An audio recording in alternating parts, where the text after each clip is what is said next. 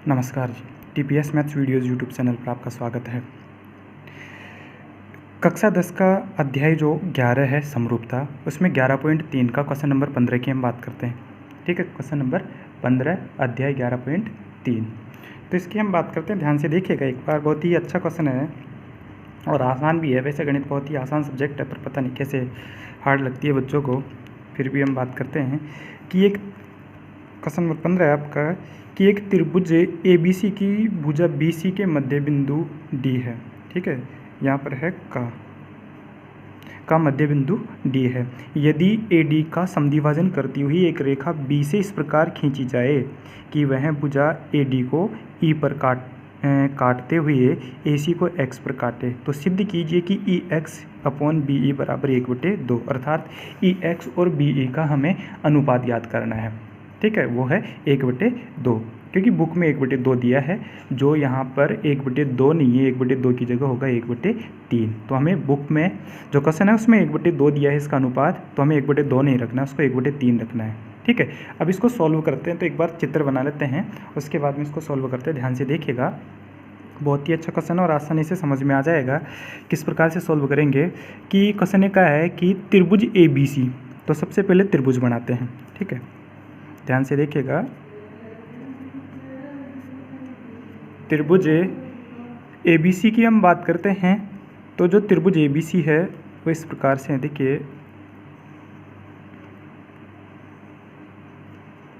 ये हमने मान लिया कि ये है त्रिभुज ABC। एक त्रिभुज बना लेते हैं, क्योंकि यदि किसी भी क्वेश्चन में एक चित्र अच्छे से बन जाता है तो चित्र के आधार पे हम क्वेश्चन को बहुत ही आसानी से हल कर सकते हैं। ठीक है, तो अब इसने कहा है कि त्रिभुज ABC की भुजा BC का मध्य बिंदु D है। तो यहाँ देखिए कि जो BC है उसका मध्य बिंदु यहाँ पर हमें दिया है D है। ठीक है, BC का जो मध्य बिंदु है उसको हमने D मान लिया। ठीक है, अब आगे हम बात करते हैं। क्वेश्चन क्या कह रहा है कि यदि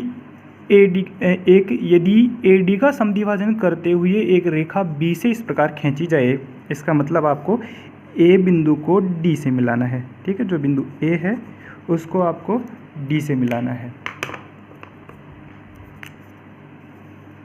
तो बिंदु A को हम D से मिलाते हैं। तो जो बिंदु A है ये लो हमने D से मिलाया। अब क्वेश्चन ये कह रहा है कि AD को समद्विभाजित करती हुई B से एक रेखा इस प्रकार खींची जाए कि वह AD को E पर काटे। अब B से एक रेखा इस प्रकार से खींचनी है कि वो AD को समद्विभाजित करे, अर्थात जो AD रेखा है आपकी इसको समान 2 भागों में बांटे। तो इसका मध्य बिंदु मैंने ले लिया और B से एक रेखा इस प्रकार खींचनी है तो इसको समद्विभाजित करते हुए जाए, और ये समद्विभाजित कौन से बिंदु पे कर रही है? E पे कर रही है। ठीक है, और जो AC है वो AC को X पर काटे। ठीक है, AC को कौन से बिंदु पर काटे? X पर काटे।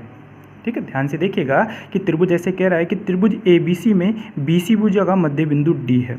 ठीक है, इसके बाद में इसने कहा है कि भुजा जो आपका यहाँ पर जो AD है, AD को समद्विभाजित करते हुए, अर्थात 2 समान भागों में, मतलब ये वाला भाग और ये वाला भाग आपस में क्या है? बराबर है। तो इसको समद्विभाजित करते हुए B से एक रेखा इस प्रकार से जारी है कि समद्विभाजक बिंदु E से गुजरे और AC को वो बिंदु X पर क्या करे? काटे। तो x के लिए कोई नहीं कहा है कि ये मध्य बिंदु है, कौन सा बिंदु है, पर x पर इसको काट दी है। ठीक है, अब इसको हम आगे सॉल्व करते हैं। अब हमें सिद्ध करना है कि जो ये EX है, EX और जो ये BE है इसका अनुपात है 1/3, अर्थात EX का मान अनुपातिक तौर पे 1 और BE का मान है 3। ठीक है, तो अब इसको हम सॉल्व करते हैं। एक बार ध्यान से देखिएगा किस प्रकार सॉल्व करेंगे। तो सबसे पहले हम लिखते हैं कि दिया गया है, क्योंकि हमें सिद्ध करना है तो सबसे पहले हम लिखेंगे कि दिया गया है। तो यहाँ लिखते हैं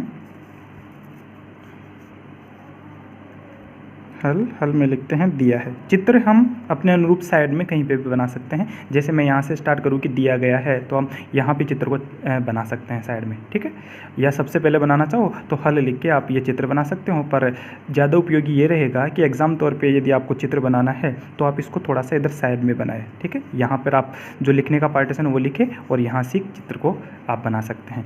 ठीक है, तो सबसे पहले हम लिखते हैं कि दिया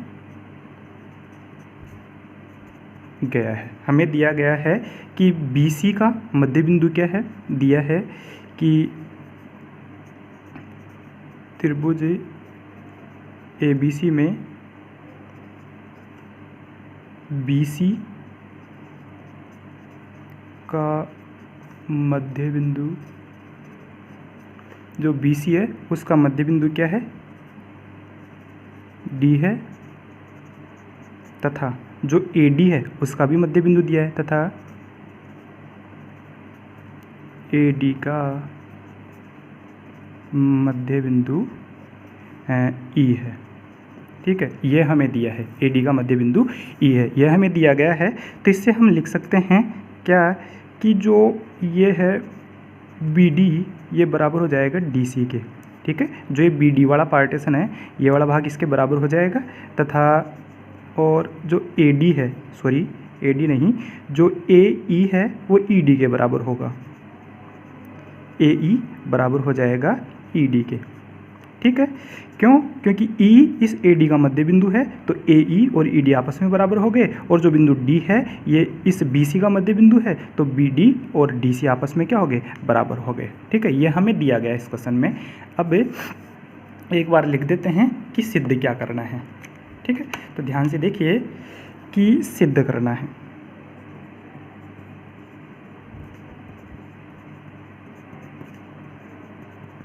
सिद्ध करना है, तो सिद्ध क्या करना है हमें, देखिए कि क्वेश्चन में दिया है कि सिद्ध क्या करना है, ई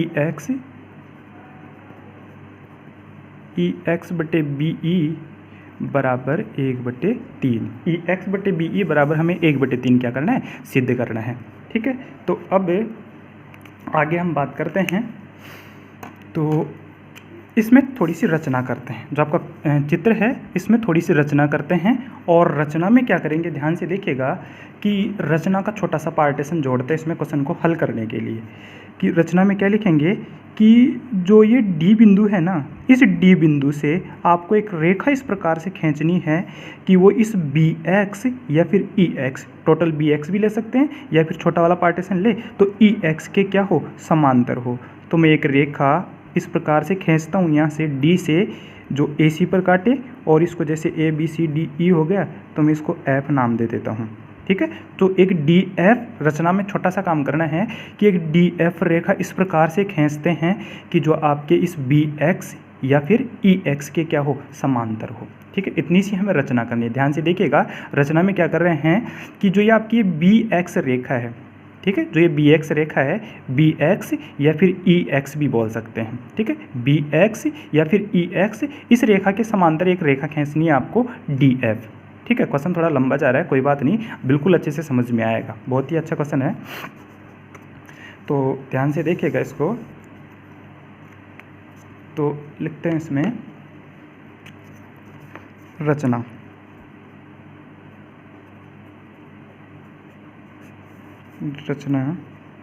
रचना में क्या लिखेंगे कि डी एफ रेखा इस प्रकार से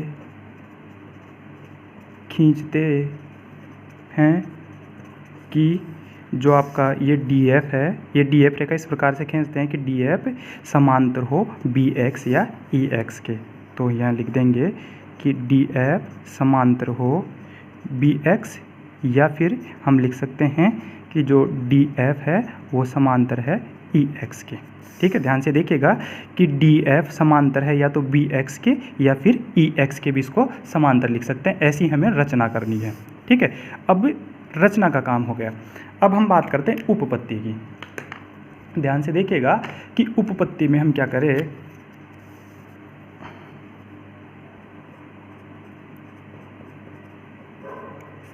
उपपत्ति। ठीक, चित्र को देखिए एक बार कि इसमें हम उपपत्ति में एक बार इस त्रिभुज की बात करते हैं, ए डी जो एफ त्रिभुज दिख रहा है। ठीक है, ए डी एफ जो त्रिभुज दिख रहा है इसकी हम बात करते हैं। तो ए डी एफ में हम क्या करेंगे, ध्यान से देखिए, हम बात करें ए डी एफ की, तो ये कुछ इस प्रकार से है। ठीक है, आपका ए डी जो एफ त्रिभुज है वो इस प्रकार से है, और इसमें एक ई एक्स रेखा है। ठीक है, इसमें ई एक्स एक रेखा है।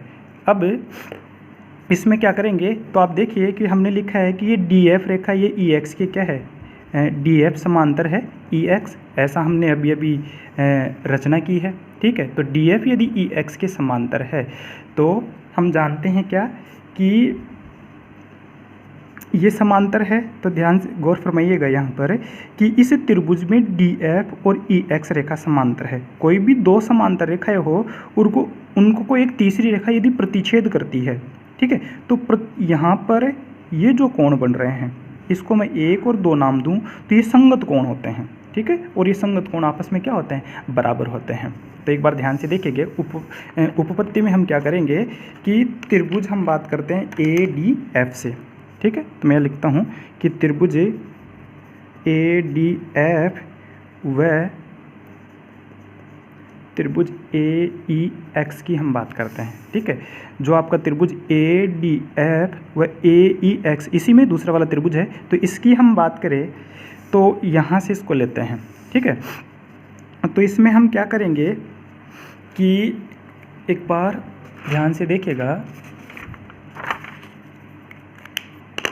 कि कोई भी दो रेखाएं हो, समांतर रेखाएं हो, जैसे ये दो आपस में समांतर रेखाएं हैं। ठीक है, इनको एक तीसरी रेखा प्रतिच्छेद करिए। कोई भी दो समांतर रेखाओं को यदि कोई एक तीसरी रेखा प्रतिच्छेद करती है तो इनके एक ही ओर बनने वाले कोण, जिसमें इस रेखा के दाहिनी तरफ ऊपर की ओर जो कोण बन रहा है, ये इस ऊपर वाली रेखा के दाहिनी ओर जो ऊपर की तरफ बनने वाला कोण है, ये कोण 1 और कोण 2 है, आपस में क्या होंगे, बराबर होंगे, और इन कोणों को कहा जाता है संगत कोण।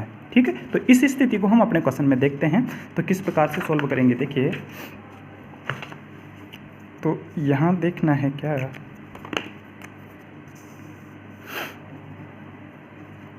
तो यहाँ हम देखेंगे कि जो अपना ये वाला कोण है, क्योंकि ई एक्स और डी एफ आपस में समांतर है रचना से, तो इसको मैं कोण 1 नाम दे देता हूँ, इसको मैं 2 नाम दे दूँ, और जो ये वाला पार्टीशन इसको 3 और इसको मैं कोण 4 नाम दे देता हूँ। ठीक है, देखिए इसको 1, इसको 2, इसको 3 और इसको 4 मैंने नाम दिया है।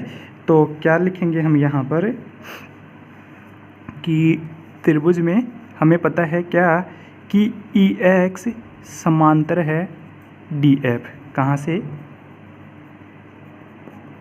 रचना से।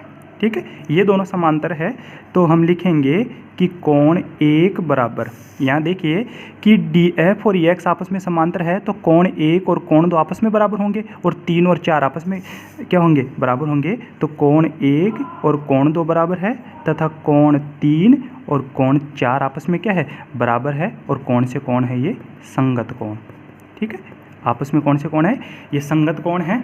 अब इसकी आगे हम बात करें तो भाई ध्यान से देखिएगा कि कोई भी यदि संगत कोण होता है, दोनों त्रिभुजों की हम बात करते हैं कि जो ये संगत कोण है, ठीक है, तो इस त्रिभुज में 2 कोण बराबर है, तो मैं लिखूंगा यहाँ पर कि कोण कोण समरूपता नियम से। ठीक है, कौन समरूपता नियम से जो आपके दोनों त्रिभुज है, कौन से त्रिभुज, हमने 2 त्रिभुज लिए हैं, ए डी एफ और ए ई एक्स है, तो त्रिभुज ए डी एफ समरूप होगा त्रिभुज ए डी एफ है, और एक त्रिभुज आपका ए ई एक्स, दोनों त्रिभुज आपस में क्या हो गए, कौन समरूपता नियम से ये दोनों त्रिभुज आपस में समरूप हो जाएंगे। ठीक है, और चूंकि हम जानते हैं क्या, चूंकि 2 समरूप त्रिभुजों की जो संगत भुजाएं होती है, संगत भुजाएं क्या होती है, अनुपातिक रूप में बराबर होती है, अर्थात ये अनुपातिक तौर पर बराबर होती है।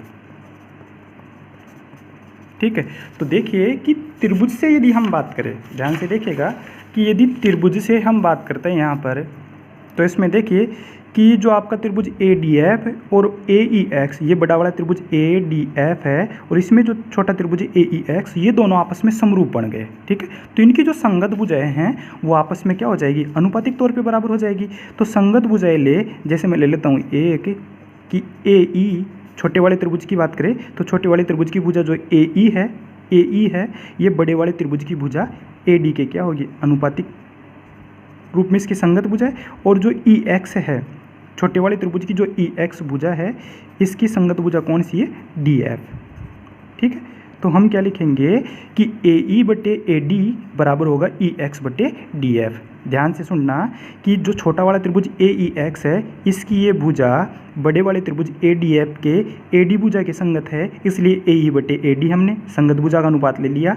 और छोटा वाला त्रिभुज की जो EX भुजा है वो बड़े वाले त्रिभुज की DF भुजा के क्या है, संगत है, इसलिए EX और DF का अनुपात ले लिया।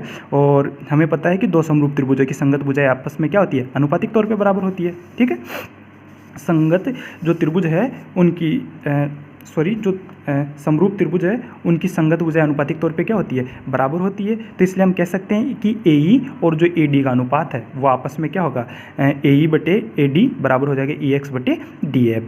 अब यहाँ पर ध्यान से देखिएगा कि हमें पता है कहाँ से, कि यहाँ यदि हम देखें इसको, हमें दिया गया है इक्वेशन 1 की हम बात करें कि जो BD है, ये BD तो DC के बराबर है, परंतु AE और ED भी आपस में बराबर है। देखिए AE और ED भी आपस में क्या है, बराबर दिए हैं।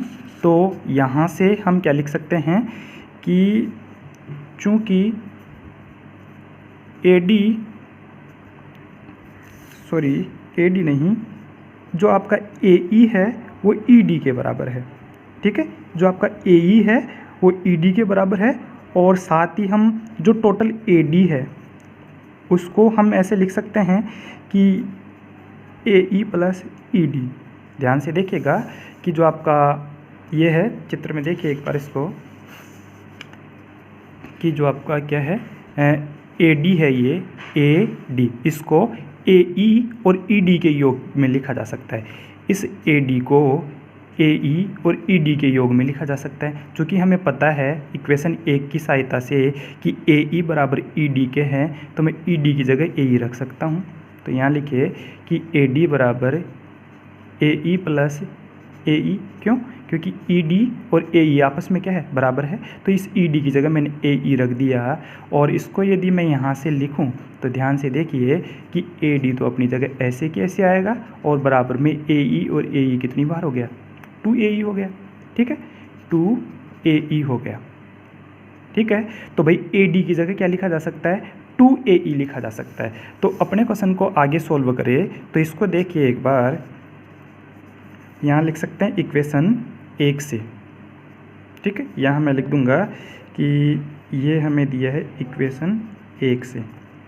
तो इसमें मैं लिखूँ कि AE बटे 2AE इक्वल्स टू EX बटे DF। ठीक है, EX बटे DF। AE से यहाँ पर AE कट जाएगा और यहाँ से बचा 1/2 EX बटे DF। ठीक, मैं यहाँ से यदि DF का पक्षांतरण करूँ तो ध्यान से देखिएगा एक बार कि DF बराबर 2EX। ठीक है, DF का पक्षांतरण करेंगे तो DF बराबर 2EX हो जाएगा। ठीक है, तो DF का मान हमें क्या मिला, 2x मिला है, 2EX मिला है। मैं इसको इक्वेशन नंबर 2 दे देता हूँ। ठीक है, अब एक बार फिर से एक बार चित्र को देखते हैं। ध्यान से देखिएगा कि चित्र को हम फिर से देखें तो क्या है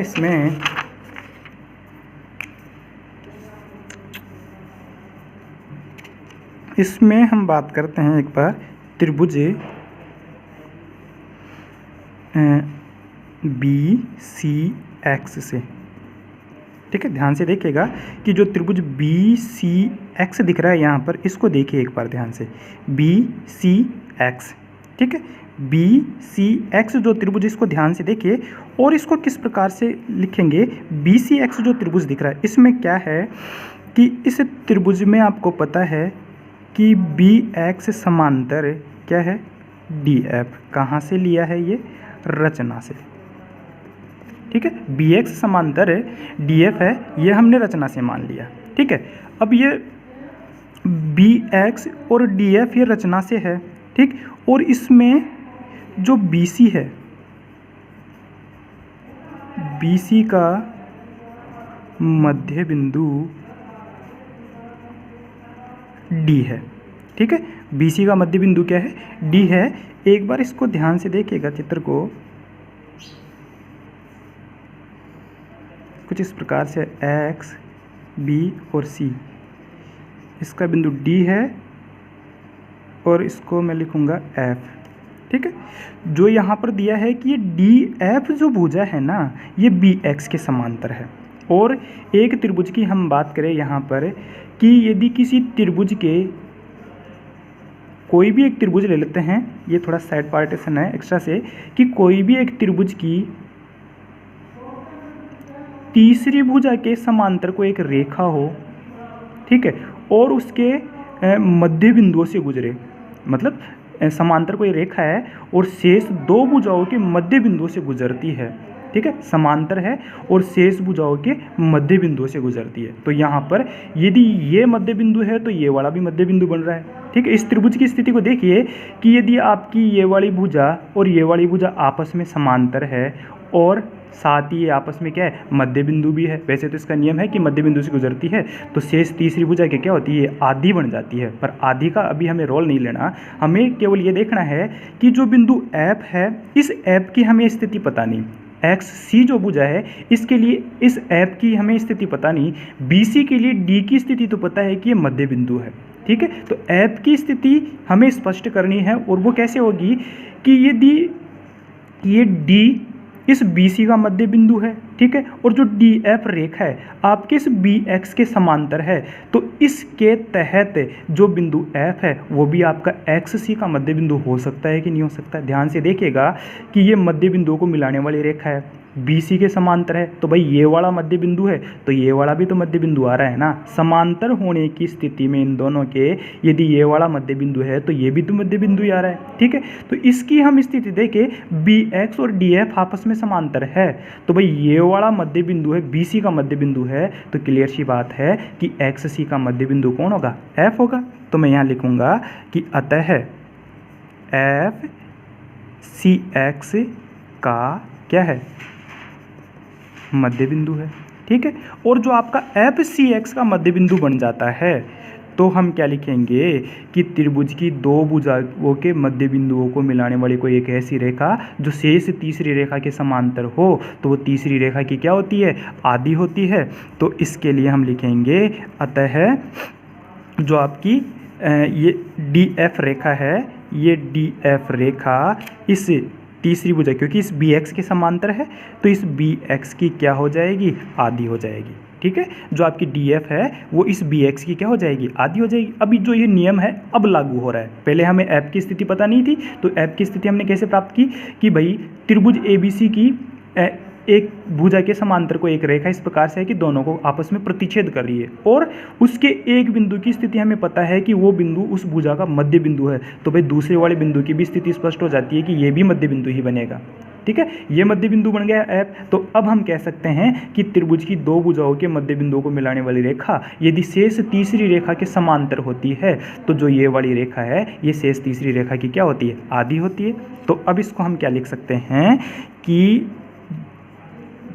2df बराबर bx, ठीक है, 2df बराबर bx लिखा जा सकता है, ठीक है। अब एक बार जो अपने इक्वेशन एक हमें प्राप्त हुई है, पहले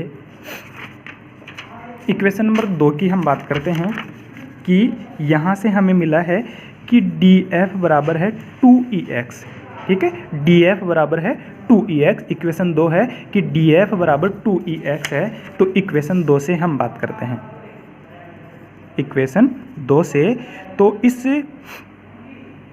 सॉरी ये बी एफ नहीं डी एफ है,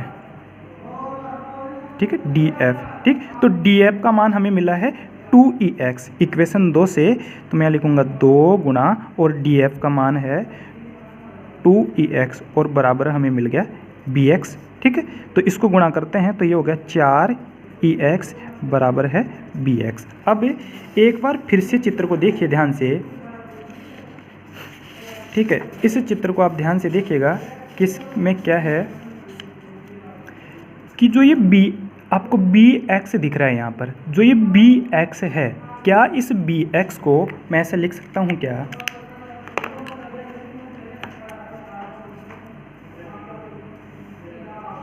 क्योंकि बी एक्स बराबर, चित्र में देखिए कि बी एक्स को क्या मैं बी ई प्लस ई एक्स लिख सकता हूँ क्या। ध्यान से देखिए कि मैं इसको बी एक्स टोटल है, इसको मैं बी ई और ई एक्स के योग में व्यक्त कर सकता हूँ, ठीक है। और यदि मैं इसको बी ई और ई एक्स के योग में व्यक्त करता हूँ तो क्या होगा कि जो बी एक्स है यहाँ पर, इसकी जगह हम बी ई प्लस ई एक्स लिखेंगे। तो यहाँ लिखना है 4 ई एक्स बराबर बी ई प्लस ई एक्स यहाँ पर प्लस में है, पक्षांतरण करेंगे इसका तो 4 ई एक्स माइनस के ई एक्स बराबर हम लिख सकते हैं इसको बी ई, और इसको आगे हम देखें तो 4 ई एक्स में से घटाएंगे तो बचेगा यहाँ पर 3 ई एक्स और बराबर में लिख देंगे इसको बी ई, ठीक है। चूँकि हमें सिद्ध करना क्या था कि हमें ई एक्स बटे बी ई चाहिए था, ठीक है, हमें ई एक्स ऊपर और बी ई नीचे चाहिए, तो यहाँ से बी ई को इधर पक्षांतरित कर लेते हैं। तो इसको मैं लिखूँगा ई एक्स बटे बी ई, और बराबर की बात करें तो यहाँ पे बी ई के गुणांक में 1 है और यहाँ ई एक्स के साथ देखिए 3 है, तो इसका पक्षांतरण करेंगे तो ये कहाँ जाएगा, भाग में जाएगा। और आपको क्या करना था, यही सिद्ध करना था, ठीक है, इति सिद्धम। इसमें जो भी एक एक बिंदु है उसको ध्यान से समझिएगा, बहुत ही अच्छा क्वेश्चन है। वैसे मैंने इसमें बहुत ज़्यादा टाइम लगा दिया, ठीक है, 26 मिनट के समथिंग हो गए, ये 25-26 के आसपास, पर फिर भी मैं आशा करता हूँ कि आपके समझ में आया होगा, ठीक है। मैंने इसको एक एक इतना धीरे धीरे इसलिए लिया है कि इसकी एक एक स्टेप आपके अच्छे से समझ में आ जाए। बहुत ही अच्छा क्वेश्चन है, ठीक है। यदि आपको वीडियो पसंद आते हैं तो आपके अपने YouTube channel TPS maths videos YouTube channel को सब्सक्राइब करें, शेयर करें और लाइक करें। धन्यवाद।